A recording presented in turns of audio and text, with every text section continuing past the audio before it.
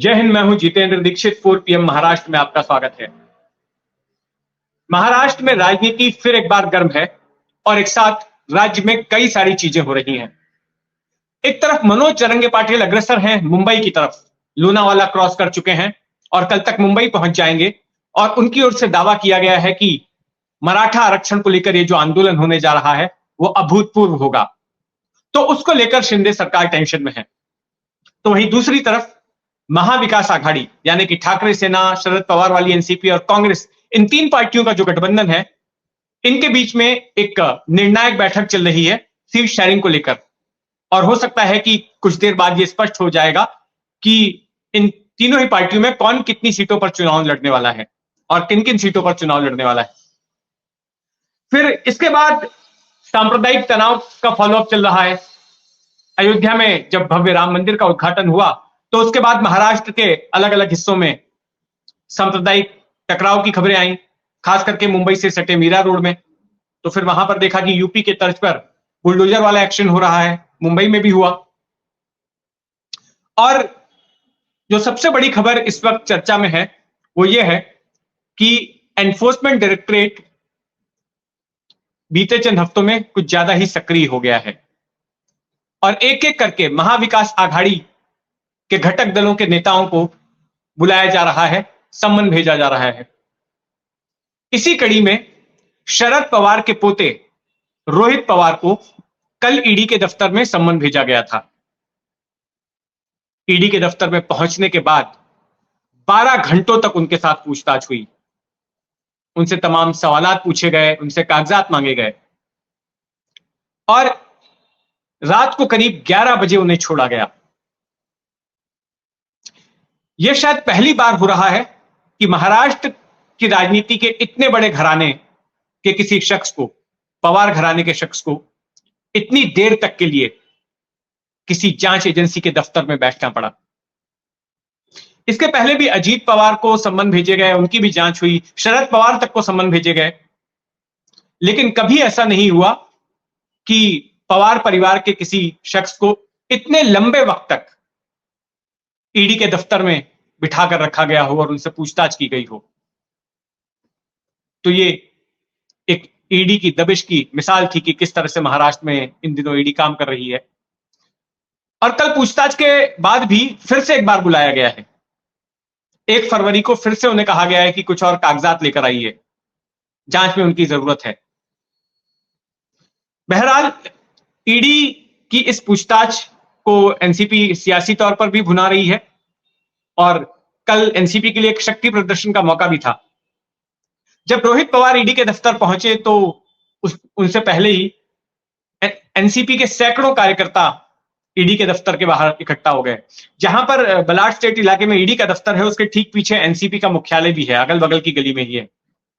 तो इस पूरे इलाके में कल एनसीपी के कार्यकर्ता हजारों की तादाद में थे और नारेबाजी कर रहे थे।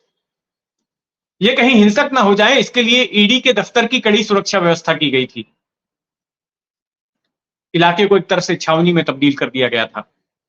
ईडी के दफ्तर में जाने से पहले रोहित पवार शिवाजी महाराज की मूर्ति के पास गए, वहां पर उन्होंने शीश नवाया। उसके बाद शरद पवार जो कि एनसीपी के दफ्तर में मौजूद थे और उन्होंने कहा था कि जब तक रोहित पवार ईडी के दफ्तर से बाहर नहीं निकलेंगे वो एनसीपी के दफ्तर में मौजूद रहेंगे। तो उनके पैर छुए। सुप्रिया सुले उन्हें ईडी के दफ्तर तक छोड़ने के लिए आई और साथ में उन्हें एक संविधान की प्रति दी जो उन्होंने मीडिया को दिखाई। इसके बाद रात को 11 बजे जब रोहित पवार ईडी के दफ्तर से बाहर आए और शरद पवार से और सुप्रिया सुले से मिले, उसके बाद ही वो लोग घर के लिए निकले। निकलने के बाद रोहित पवार ने कहा कि जो जांच की जा रही है वो उसमें पूरी तरह से सहयोग करेंगे और उन्होंने ये भी कहा कि ये सारा कुछ राजनीति से प्रेरित है। लेकिन रोहित पवार ही एकमात्र नहीं है जो इस वक्त ईडी के शिकंजे में है। संजय राउत के भाई संदीप राउत, उनको भी अब ईडी ने नोटिस भेज दिया है और उनको अगले हफ्ते हाजिर होना है ईडी के सामने। उनके ऊपर भी गिरफ्तारी की तलवार लटक रही है और ईडी उनकी जांच कर रही है खिचड़ी घोटाले को लेकर। कोविड काल के दौरान जो खिचड़ी बांटी गई थी प्रवासी मजदूरों को, बताया जाता है कि उसमें घोटाला हुआ। 250 ग्राम के बदले 125 ग्राम की खिचड़ी दी गई, और जो बिल भी दिए गए वो भी बढ़ा चढ़ा कर दिए गए, ऐसा आरोप लगा। और उसकी जांच ईडी कर रही है, उसी सिलसिले में इनको बुलाया जा रहा है।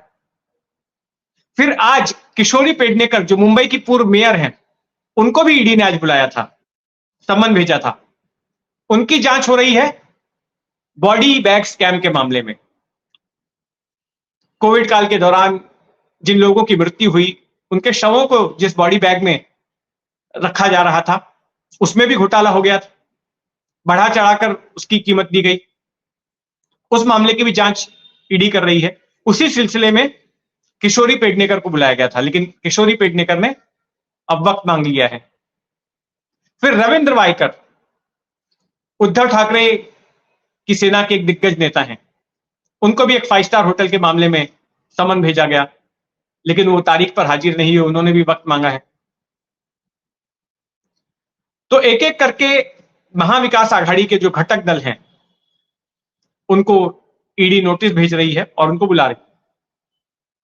लेकिन ये सारी प्रक्रिया जो है 2019 से चल रही थी। 2019 से लगातार केंद्रीय एजेंसियों के निशाने पर महाविकास आघाड़ी के घटक दल थे। भावना गवली, जो कि अविभाजित शिवसेना में सांसद थी और बगावत के बाद एकनाथ शिंदे के साथ चली गई, उनके खिलाफ ईडी ने कार्रवाई की। प्रताप सरनाइक, जो कि शिवसेना के विधायक थे और बगावत के बाद एकनाथ शिंदे के साथ चले गए, उन पर ईडी की कार्रवाई की। यामिनी जाधव और यशवंत जाधव, शिवसेना के नेता, इनके खिलाफ कार्रवाई शुरू की सेंट्रल एजेंसीज ने, इनकम टैक्स विभाग ने। ये भी शिंदे के साथ चले गए, और जो लोग शिंदे के साथ चले गए उनके खिलाफ कार्रवाई रुक गई। फिर इनको कोई सम्मन नहीं आया, इनको बुलाया नहीं गया ईडी की तरफ से। और दूसरी तरफ यह भी है कि इनके खिलाफ कार्रवाई रुकी है, लेकिन इनके मामले वापस अब तक नहीं लिए गए हैं। मामले अभी भी जारी हैं, कागज पर ये लोग अभी भी जांच के दायरे में है। यह अलग बात है कि अब उनको ईडी के दफ्तर के चक्कर नहीं लगाने पड़ते हैं, वहां पर घंटों बैठना नहीं पड़ रहा है।